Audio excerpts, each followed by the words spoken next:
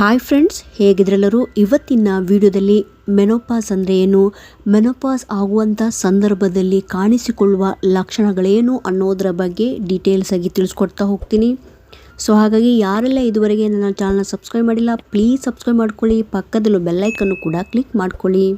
ಮೆನೋಪಾಸನ್ನು ಋತುಬಂಧ ಅಥವಾ ಮುಟ್ಟು ನಿಲ್ಲುವುದು ಅಂತ ಕರಿತೀವಿ. ಇದು ಸಾಮಾನ್ಯವಾಗಿ ಮಹಿಳೆಯರಲ್ಲಿ ನಡೆಯುವಂತಹ ಸಹಜ ಪ್ರಕ್ರಿಯೆಯಾಗಿದೆ. 45ರಿಂದ 52ನೇ ವಯಸ್ಸಿನಲ್ಲಿ ನಡೆಯುವಂಥ ಪ್ರಕ್ರಿಯೆಯಾಗಿದೆ.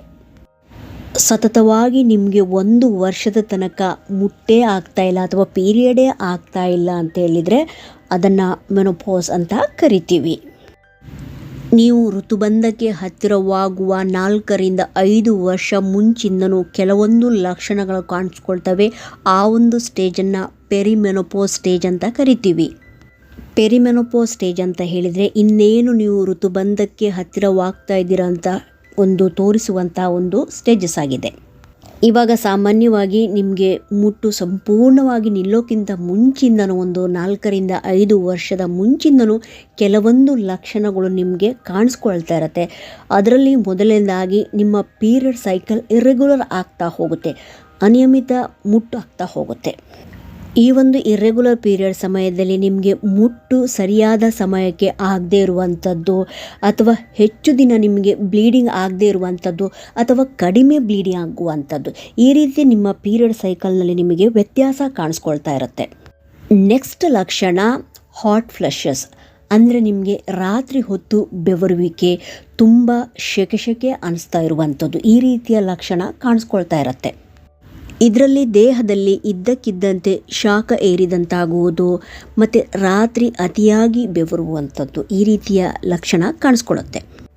ನೆಕ್ಸ್ಟ್ ಲಕ್ಷಣ ನಿದ್ರಾಹೀನತೆ, ಇನ್ಸೋಮ್ನಿಯಾ ಅಂತ ಕರಿತೀವಿ.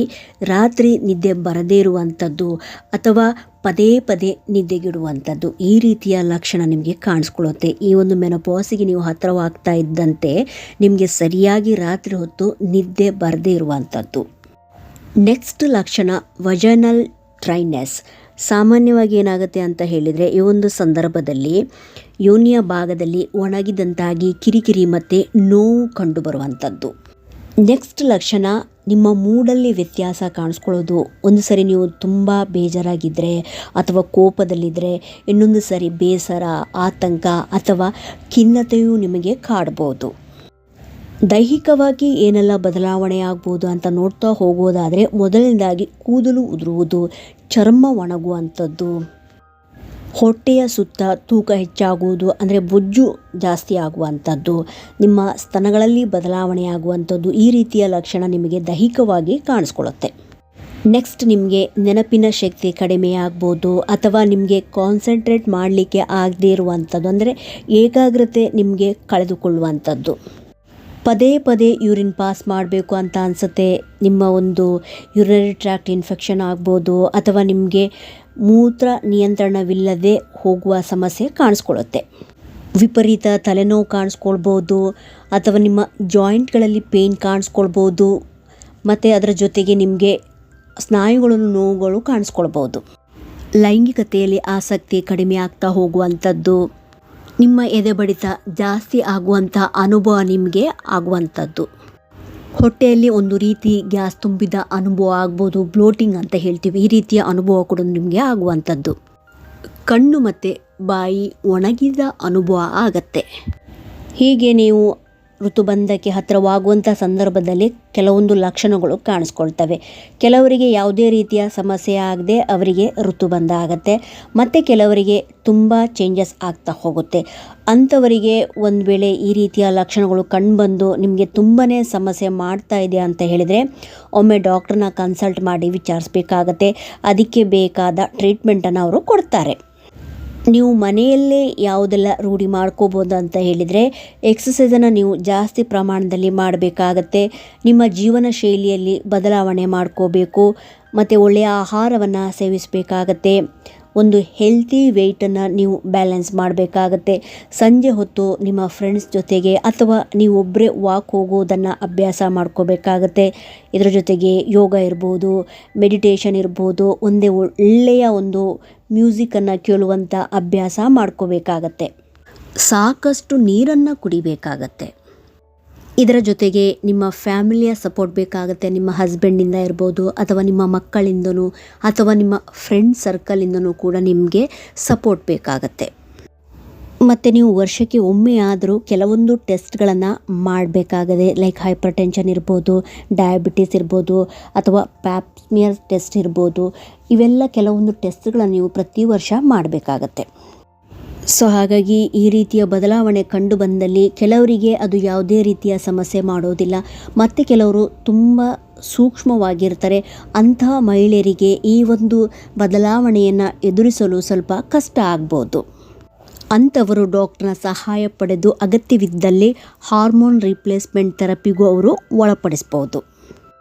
ಇದರ ಜೊತೆಗೆ ನಿಮಗೆ ಕೆಲವೊಂದು ರೊಟೀನಾಗಿ ಸಪ್ಲಿಮೆಂಟ್ಸ್ಗಳನ್ನು ಅಡ್ವೈಸ್ ಮಾಡ್ಬೋದು. ಲೈಕ್ ಕ್ಯಾಲ್ಶಿಯಂ ಇರ್ಬೋದು, protein, multivitamin, zinc, vitamin D, vitamin C, ಈ ರೀತಿಯ ಕೆಲವೊಂದು ಸಪ್ಲಿಮೆಂಟ್ಸ್ಗಳನ್ನು ಅಡ್ವೈಸ್ ಮಾಡ್ಬೋದು. ಇದರ ಜೊತೆಗೆ ಹಾರ್ಮೋನ್ ರೀಪ್ಲೇಸ್ಮೆಂಟ್ ಥೆರಪಿ ಎಷ್ಟು ನಿಮಗೆ ಬೆನಿಫಿಟ್ಸ್ ಇದೆಯೋ ಅದೇ ರೀತಿ ಕೆಲವೊಂದು ಸೈಡ್ ಎಫೆಕ್ಟ್ ಇದೆ. ಸೊ ಹಾಗಾಗಿ ನಿಮಗೆ ನಿಜವಾಗ್ಲೂ ಅವಶ್ಯಕತೆ ಇದೆಯಾ ಇಲ್ಲ ಅಂಥೇಳಿ ಫಸ್ಟು ನೀವು ಡಾಕ್ಟ್ರನ್ನ ಕನ್ಸಲ್ಟ್ ಮಾಡಿ ವಿಚಾರಿಸಬೇಕಾಗತ್ತೆ. ಒಂದು ವೇಳೆ ಅಗತ್ಯವಿದ್ದರೆ ಅವರು ನಿಮಗೆ ಮಿತವಾಗಿ ಕೊಡ್ತಾರೆ. ಈ ರೀತಿ ಮಿತವಾಗಿ ನೀವು ಇದನ್ನು ತೆಗೆದುಕೊಳ್ಳೋದ್ರಿಂದ ಯಾವುದೇ ರೀತಿಯ ಸಮಸ್ಯೆ ಆಗೋದಿಲ್ಲ. ಇದರ ಜೊತೆಗೆ ನ್ಯಾಚುರಲ್ ಆಗಿ ನೀವು ಕೆಲವೊಂದು ಅಂಶಗಳನ್ನು ಫಾಲೋ ಮಾಡ್ಬೋದು.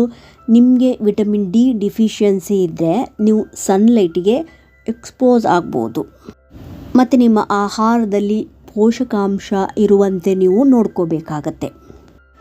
ಸೊ ಒಂದು ವೇಳೆ ನೀವು ಋತುಬಂಧಕ್ಕೆ ಹತ್ತಿರವಾಗ್ತಾ ಇರುವಂತಹ ಸಂದರ್ಭದಲ್ಲಿ ನಿಮಗೆ ಕೆಲವೊಂದು ಲಕ್ಷಣಗಳು ಕಾಣಿಸ್ಕೊಳ್ತಾ ಇರುತ್ತೆ.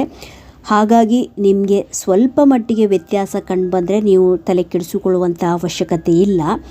ಕೆಲವರಿಗೆ ಪೀರಿಯಡ್ ಇರ್ರೆಗ್ಯುಲರ್ ಆಗಿದ ತಕ್ಷಣವೇ ನಿಮಗೆ ಋತುಬಂಧ ಆಗಿದೆ ಅಂಥೇಳಿ ಅರ್ಥ ಅಲ್ಲ. ಸಂಪೂರ್ಣವಾಗಿ ಸತತವಾಗಿ 1 ವರ್ಷದ ತನಕ ನಿಮಗೆ ಪೀರಿಯಡೇ ಆಗಿಲ್ಲ ಅಂತ ಹೇಳಿದರೆ ಅದನ್ನು ಋತುಬಂಧ ಅಂತ ಹೇಳಿ ಕರಿತೀವಿ.